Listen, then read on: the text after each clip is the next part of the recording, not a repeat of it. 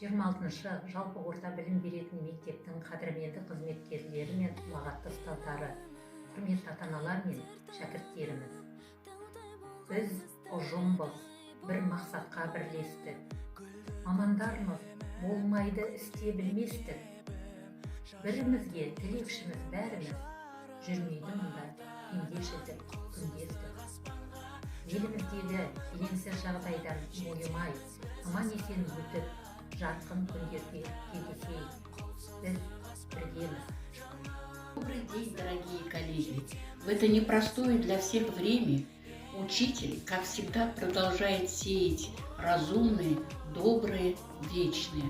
Важно донести до каждого, что знания можно и нужно получать всегда. Вместе мы сила.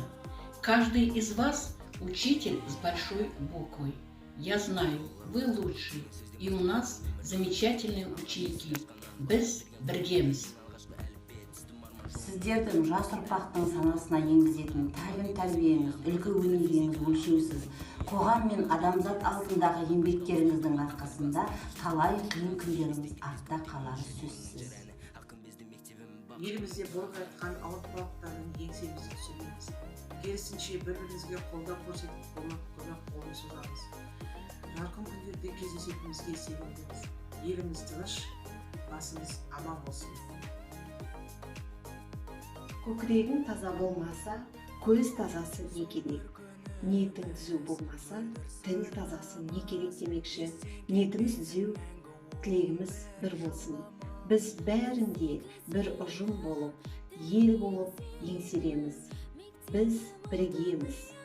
Добрый день, уважаемые коллеги, родители и ученики нашей школы.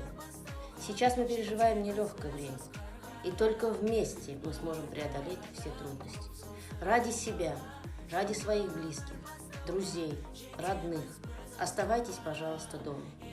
Берегите себя и своих близких. Вместе мы сила.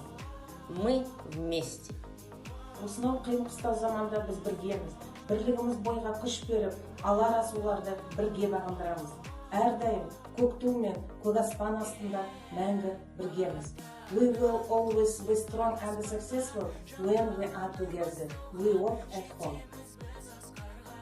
Уважаемые коллеги, дорогие родители, мы с вами работаем в необычайно сложной обстановке, но мы обязаны выполнить свой профессиональный и родительский долг.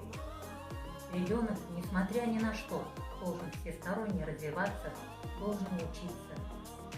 Даже в тяжелые первые годы Великой Отечественной войны дети занимались порой под открытым небом. Поэтому надеюсь, все эти трудности временны. Все проходит, и это пройдет. Вместе